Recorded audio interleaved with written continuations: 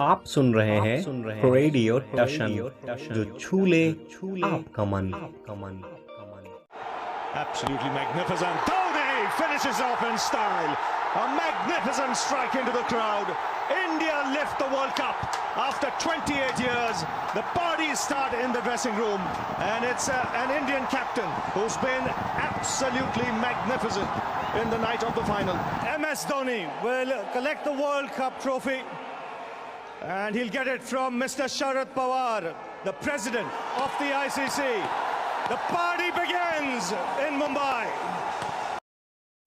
नमस्कार आदाब, मैं हूं अमन और आप सुन रहे हैं radio Tashan, where you can learn along with fun. Welcome back to your favorite program, खेल की बात रेडियो टशन के साथ.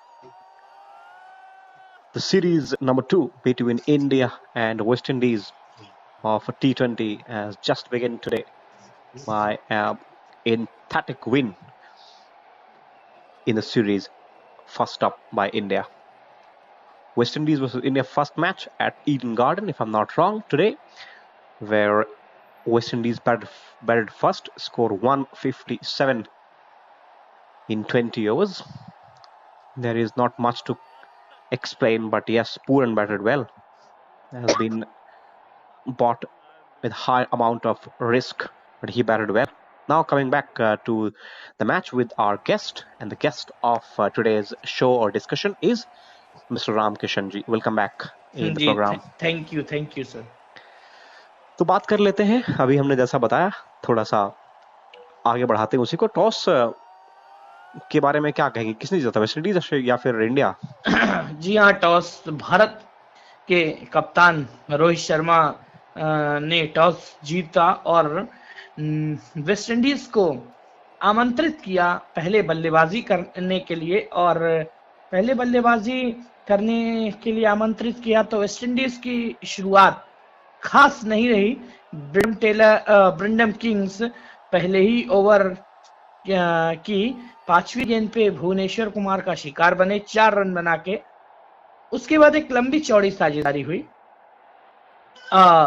वो साझेदारी मेयर्स और निकोलस पूरन के बीच हुई. 47 रनों की वो साझेदारी हुई, जिसको तोड़ा यूजी चहल ने, और मेयर्स ने 31 रन की पारी खेली. उसके बाद 72 पे तीसरा विकेट गिरा रस्टन चेज के रूप में. चौथा विकेट 74 पे गिरा रोमेन पावल के रूप में, और उसके बाद विकेट खोती चली गई. लेकिन एक निचले पायदान पे एक साझेदारी हुई एरन पोलार्ड की और निकोलस पूरन की. कमोवेश बहुत अच्छी साझेदारी हुई. लगभग 61 रनों की वो साझेदारी हुई. तो उसके बाद 20 ओवर की समाप्ति पे 7 विकेट के नुकसान पे वेस्ट इंडीज ने 157 रन बनाए. निकोलस पूरन ने धुआंधार 43 गेंदों में 61 और मेयर्स के 31 और कप्तान केरन पोलार्ड के 19 गेंदों में 24 रन के साथ ये स्कोर अर्जित किया. और यदि बॉलिंग की बात करें भारत के नजरिए से, तो हर्षा पटेल ने 2 विकेट लिए और रवि बिश्नोई को भी आज डेब्यू मैच में 2 विकेट मिले, और बाकी दीपक चाहर, भुवनेश्वर कुमार और यूजी चहल को 1-1 विकेट मिला. एक वाकये की ओर आपका ध्यान में आकर्षित कराना चाहूंगा, वो ये कि आज निकोलस पूरन को यूजी चहल के खिलाफ एक कैच पकड़ा रवि बिश्नोई ने, और बाउंड्री से उनका पैर लगा हुआ था, तो वो छक्का घोषित किया. और याद रहेगा बिश्नोई को अपने जीवन का, अपने क्रिकेट करियर का पहला कैच. जी हाँ, अब अपनी बात कंप्लीट करिए. देखिए, मेरी अपनी जो व्यक्तिगत राय थी, जब रॉस्टन चेस को भेजा था जहां पे, वहां मुझे लगता है शायद आप ना एक इनफॉर्म बैट्समैन रोमन पॉल को भेज सकते थे, क्योंकि अभी आपका विकेट गिरा और आपने एक ऐसे बैट्समैन को भेजा जो अभी टच में नहीं थे. क्या लगता है, रोमन पॉल को भेजना चाहिए था? मुझे ठीक लगा ये, मैं किसी कमेंटेटर को सुन रहा था तो ठीक लग रहा था मुझे ये। देखिए, मुझे लगता है, और बार बार मैं ये सारी बातें करता हूं, कि रोमन पावल को सही मायने में जहां पे निकोलस पूरन आए थे वहां पे भेजना चाहिए था, क्योंकि रोमन पावल निश्चित तौर से उन्होंने पिछली जो सीरीज इंग्लैंड के खिलाफ खेली है उसमें सच में उन्होंने बहुत ही अच्छी बल्लेबाजी की थी। मुझे लगता है 3 पे रोमन पावल होने चाहिए थे और 4 पे पूरन होने चाहिए थे, 5 पे चेज या पोलार्ड 5। ये कॉम्बिनेशन होता तो शायद अच्छा रहता, क्योंकि मुझे लगता है ज्यादा नीचे बैटिंग कराई रोमन पावल को 5 नंबर पे, तो मुझे लगा शायद वो पारी को एक्सेस नहीं कर पाए। हाँ, उसके बाद भारत की पारी शुरू हुई। रोहित शर्मा के साथ ईशान किशन ओपनिंग के लिए आए। दोनों ही मुंबई की तरफ से खेलेंगे इस आईपीएल संस्करण में, और ईशान किशन सबसे ज्यादा प्राइस पर खरीदे गए हैं। खैर, वो बात का विषय है। ओपनिंग मुझे लगता ठीक है भारत की, कोई फेरबदल करने की जरूरत है नहीं।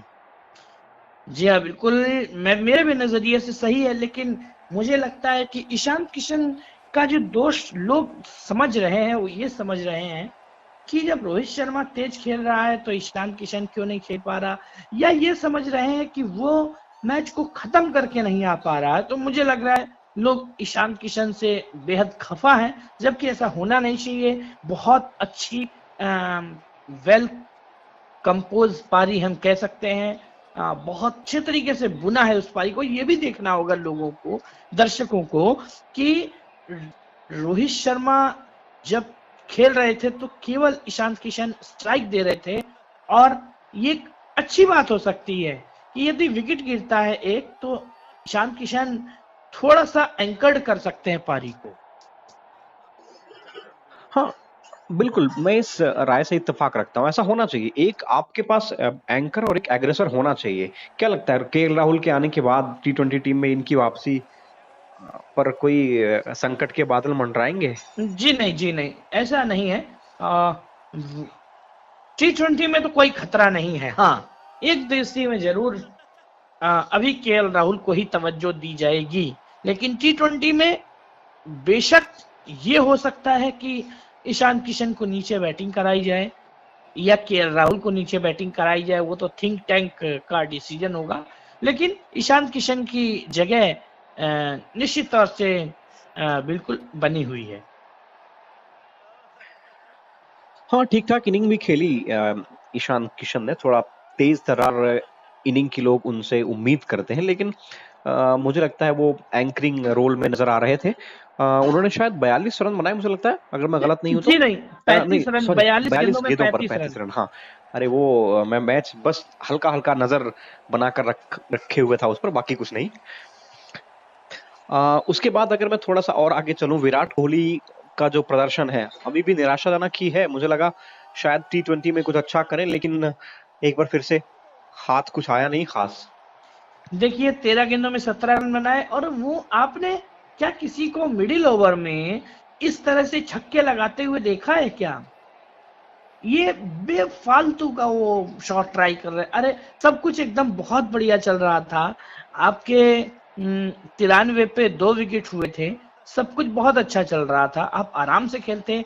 आस्किंग रेट भी आपको कोई इतना भारी भरकम आस्किंग रेट नहीं चाहिए था, लेकिन क्या कह सकते हैं कि फालतू का शॉट उन्होंने ट्राई किया, और इस फजूल के शॉट ने उनकी पारी को अंत करने में मदद की, वेस्ट इंडीज जैन की।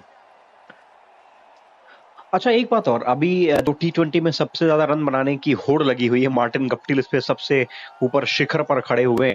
उसके बाद रोहित शर्मा है, और शायद अब विराट कोहली आगे रोहित शर्मा से। अभी तक रोहित शर्मा थे जब तक विराट कोहली आउट नहीं हुए थे, सॉरी, जब तक बैटिंग करने नहीं आए थे। उनके बाद मुझे लगता है वो थोड़ा आगे है रोहित शर्मा से इस समय विराट कोहली। जी हाँ, थोड़े से आगे हैं, मुझे भी है। 2-4 रन का फासला होगा दोनों के बीच में। बिल्कुल बिल्कुल। तो ये रेस चलती रहेगी, मुझे लगता है रोहित शर्मा और विराट कोहली के बीच ये रेस चलती रहेगी। ये रेस चलती रहेगी, और ये रेस चलनी भी चाहिए, इससे भारतीय क्रिकेट को ही फायदा होने वाला है। हाँ बिल्कुल। उसके बाद अय्यर अय्यर और वेंकटेश अय्यर की बात कर रहा हूं मैं, उसके बाद मैं सूर्य कुमार पर आऊंगा, लेकिन उससे पहले ऋषभ पंत एग्जैक्टली क्या प्रूव करना चाहते थे, मुझे समझ में नहीं आया। जी जी जी, क्या? मैंने कहा ऋषभ पंत एग्जैक्टली क्या प्रूव करना चाहते थे। और विराट कोहली के विकेट पर आऊंगा, उसके बाद इस पर बात करेंगे। वो ये कि जब आपका एक बैट्समैन अभी अभी आउट हुआ है, उसके बाद आप इस तरह के शॉट के लिए जा रहे हैं जो विराट कोहली अमूमन नहीं करते हैं। आपने पहले देखा होगा उनको बैटिंग करते हुए, तो वो अमूमन ऐसा करते नहीं है। जी हाँ, बिल्कुल। वो दरअसल मानसिकता विराट कोहली की ऐसी हो गई है कि मुझे ये लगता है विराट कोहली की मानसिकता इस तरह की हो गई कि उनको लगता है attack is the best defence. अच्छा, मेरी थोड़ी अलग राय है। मैं कुछ पैनलिस्ट को सुन रहा था, मैं दरअसल जो सुनता हूं उस पर थोड़ा तवज्जो भी देता हूं। तो कुछ लोग ये कह रहे थे, इरफान पठान जैसे लोग, या फिर संजय बांगर उस स्टिंट में नहीं थे। इरफान पठान किसी के साथ थे, आकाश चोपड़ा या किसी के साथ जी, थे, आकाश चोपड़ा के साथ। नहीं, शायद जतिन सप्रू के साथ थे। हाँ, चलिए, खैर वो एक अलग मसला। कमेंटेटर की लिस्ट आप लोग देख सकते हैं स्टार स्पोर्ट्स की साइट पर। बाकी आईसीसी के टूर्नामेंट में आईसीसी अपॉइंट करता है और बीसीसीआई के टूर्नामेंट में बीसीसीआई अपॉइंट करता है, पर कमेंटेटर के अलग अलग चार्जेस होते हैं। ये थोड़ी सी छोटी सी इन्फॉर्मेशन थी दर्शकों के लिए। सबसे ज्यादा पैसे इस समय आकाश चोपड़ा को मिल रहे हैं, 6 लाख रुपए। आईपीएल के मैचों में उन्हें ज्यादा मिलता है। ठीक है, रेडियो कमेंट्री की बात करूं तो 11,000 रुपए पर मैच एक कमेंटेटर को दिया जाता है T20 में और वनडे में। और जबकि जो आपका ये वनडे मैचेस होते हैं, सॉरी टेस्ट मैचेस, उसमें 22,000 रुपए पर डे दिया जाता है। ठीक है, नहीं माफी चाहूंगा, 22,000 रुपए वनडे मैचेस का, 11,000 रुपया T20 मैचेस का, यानी कि ये दोनों फॉर्मेट का, और 11,000 रुपया पर डे टेस्ट मैचेस का। ठीक है रामकृष्ण जी, ये पूरा फॉर्मूला है रेडियो कमेंट्री का। जी हाँ, जी हाँ। मैंने सोचा बता दूं लोगों को, क्योंकि लोग इंटरेस्ट रखते हैं। तो पिछले इंस्टिंक्ट में थोड़ा मैंने गलत बोल दिया, वो ध्यान से आप लोग उसको करेक्ट कर लीजिएगा। 11,000 रुपए आपको दिए जाते हैं T20 मैचेस के लिए और 22,000 रुपए वनडे मैचेस के लिए, क्योंकि 2 इनिंग्स होती हैं। और उसके बाद ये जो टेस्ट मैचेस हैं अपने, उसमें 11,000 रुपए पर डे। वो चाहे जैसे भी कमेंटेटर हो, एक्सपर्ट हो, बढ़िया कमेंटेटर हो या खराब हो, वो ये वही चलता, चाहे दमिका प्रसाद हो चाहे विनीत गर्ग। ठीक है, जी हाँ, जी हाँ। चलिए, ये तो एक बिना मतलब की चीजों पर हम लोग डिस्कस करने लगे। वो भी इसलिए क्योंकि हमारे जो दर्शक है ज्यादातर विजुअली इम्पेयर्ड फील्ड से हैं, तो वो शायद जानना चाहते होंगे। जी हाँ। तो हाँ, तो मैं कह रहा था कि उसके बाद ऋषभ पंत बगैर किसी मतलब के विकेट फेंक कर चले गए। बिल्कुल। फिर बारी आती है अय्यर और सूर्या, अपना सूर्या, आकाश चोपड़ा नहीं, अपना सूर्या वाली। तो सूर्या ने जबरदस्त इनिंग खेली, बहुत ज्यादा रन तो थे नहीं, लेकिन फिर भी मैच्योर पारी, और मुझे लगता है अच्छे प्लेयर हैं। जी हाँ, निश्चित तौर पे बहुत बहुत इंस्पायर्ड लगे सूर्य कुमार यादव। बहुत सच में बड़ी बड़ी पारियां खेलते हैं, और उनको 4 पे खिलाइए, 5 पे खिलाइए, 6 पे खिलाइए, उनको कोई फर्क नहीं पड़ना है, खासतौर से 2020 में।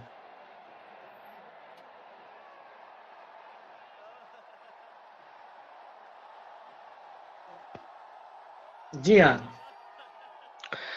अच्छा, हाँ, थोड़ा विलंब के लिए माफी चाहूंगा। ये मैं कह रहा था, मैन ऑफ द मैच को लेकर मेरी अपनी जो राय है, शायद आप उससे इत्तेफाक ना रखें या रखेंगे, मुझे नहीं पता। विनिंग टीम को हमेशा दिया जाता है मैन ऑफ द मैच। क्या आज के मैच में निकोलस पूरन को प्रीफर किया जा सकता है? जी हाँ, निकोलस पूरन को मिलना चाहिए मेरे हिसाब से, क्योंकि उन्होंने 43 गेंदों में 61 रन बनाए, पहली चीज।